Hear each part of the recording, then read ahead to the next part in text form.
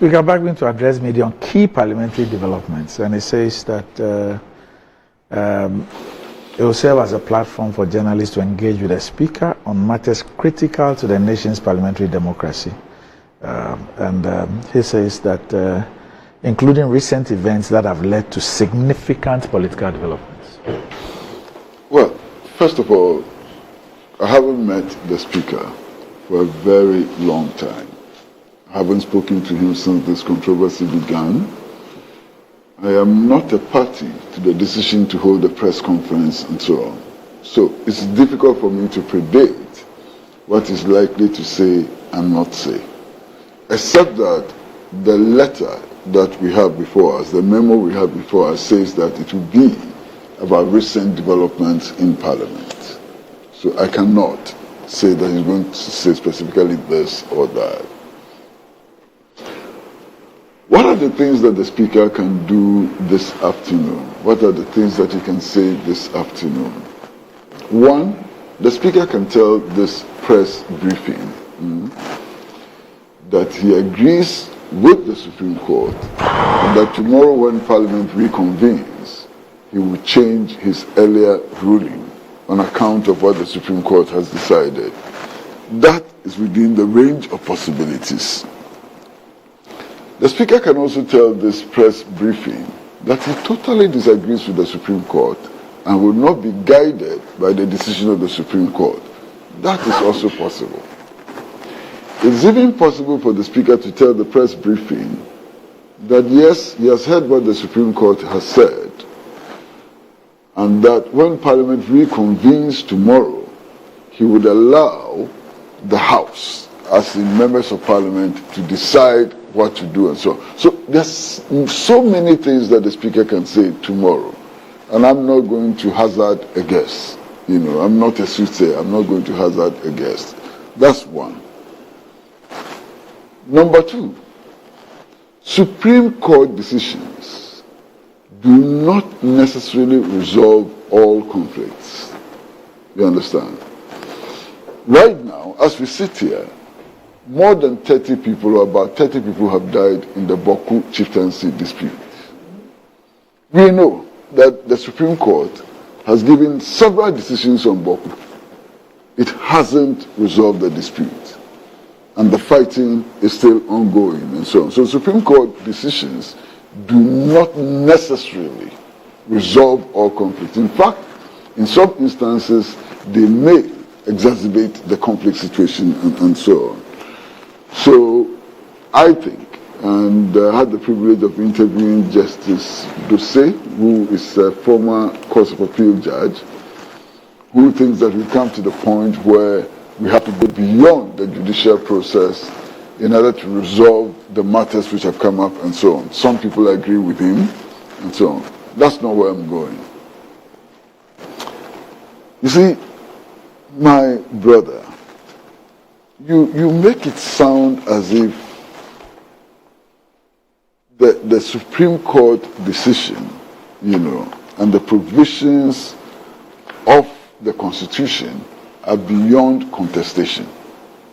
I've heard many prominent lawyers, I'm not one, who have spoken on this judgment, and they've made very interesting points. I mean, Randy, your friend, Kuku Azan, for example, has raised the issue of consistency, judicial consistency, and so on. I've heard the former Chief Justice make the point that our judiciary is becoming too predictable. What does that mean? What is it that makes our judiciary too predictable? That's a matter that we can interrogate. I've heard Mr. Chatuchikata say, for example, that the crisis in our judiciary is far deeper than the crisis, in the economy and so on. What a deep statement. But you have just made the point that the provisions of the Constitution are very clear, and that what Article GH of 97 seeks to do has nothing to do with the current Parliament. And I don't know how anybody can come to... current parliament.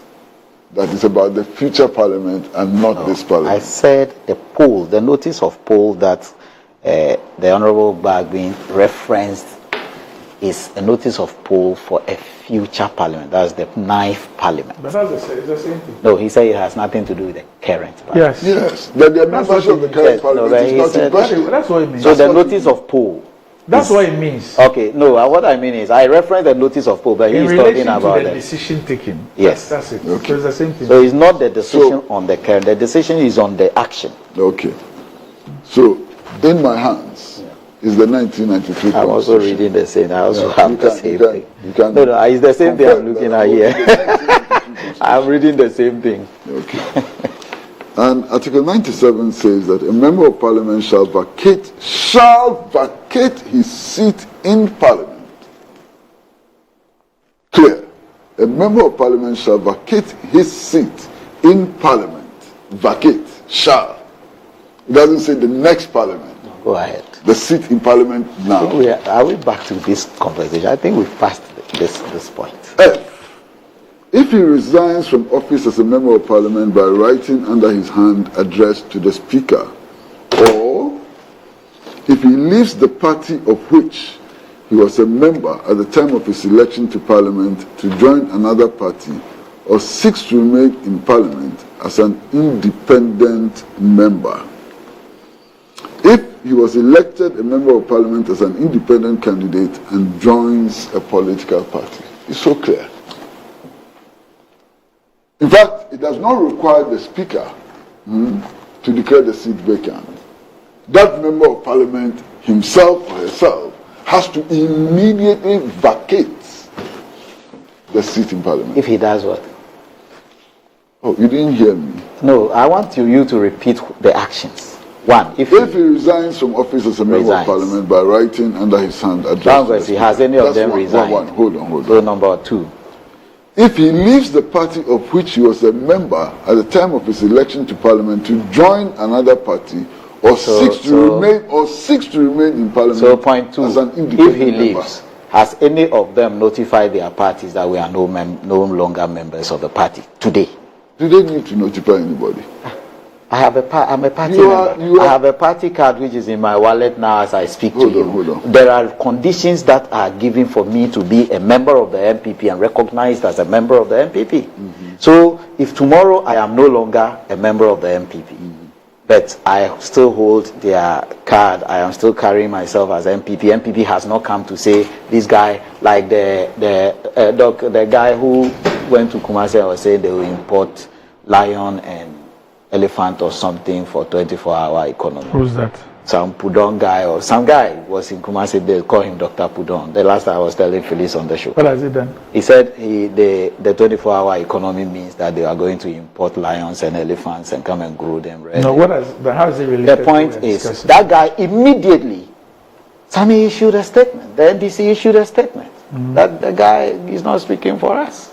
That tells everybody that this guy don't attach NDC to him henceforth or hitherto or whatever. What Kwesi is saying is, today, if the people are saying we are look, I thought we are no longer going back there because we've passed there. Whether he left or he has joined another party, I don't know if anybody has joined another party or he wants to go into the next election as an independent. What I am saying is, it is not his fault that the EC's calendar has overlapped and it is entering into the current parliament, the 8th parliament. This is my opinion.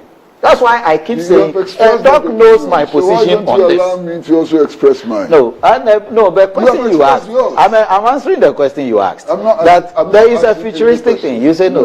Okay, then if then that's fine. That's fine for me. Okay. That's fine. Because this is not something I even thought I was going to go back to again. Now, the point is that you are a member of a political party. Your membership implies that you accept the vision of the party, you accept its constitution, you pledge to uphold the constitution of the party. That's what makes you a member of a political party. So if you're a member of the NPP, it is implied that you accept the constitution of the party, you intend to uphold the constitution of the party and so on. And the constitution states explicitly that if you contest against another NPP candidate, you lose your membership automatically. So how can you be a member of the NPP, contest against an NPP candidate, and still say that you are a member of the party, and which would imply that you are upholding what is in the party constitution? How is that possible? So that's very clear. The constitution of the party is very clear that those who contest against NPP candidates are no longer members of the party. That's clear. That's not a matter for argument. It's very clear. You understand? Now, so very clearly, those who are contesting against NPP candidates are no longer members of the NPP. That's not in doubt at all. Then there's the issue about this parliament and the next parliament. Okay. Now, obviously, those who contested and won elections to go into parliament as NPP candidates, the constituents who voted for them, one, because they are NPP candidates, because it is assumed that they will go into parliament and implement the manifesto agenda of the NPP and so on. Now that they are in conflict with that, how is that mandate still valid? How is that mandate still valid? You know, you guys sometimes, Uncle Kwesi, I just wonder. I just wonder, I just sit back and say, where is this argument coming from? What are you up to? It's so very clear. So for the people who voted, for example, for Cynthia Morrison, to be in the 8th parliament, to go to parliament, for the 8th parliament, forget 8th, 10th, and 20th, forget that. They voted for Cynthia Morrison to go to parliament. Represent them. They voted for Cynthia Morrison to go to parliament and implement the NDC's agenda and make sure that the NDC, the NPP manifesto is implemented and so on. Now that she's going as an independent candidate, now that she has fallen out with the NPP, now that she's no longer an NPP member, is that mandate not abused? That mandate, is it still there?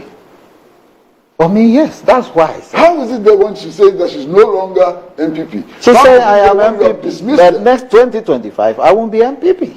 It's simple, as simple as that. She is saying so, you are not. You don't hold the mandate, she is. What does your constitution say?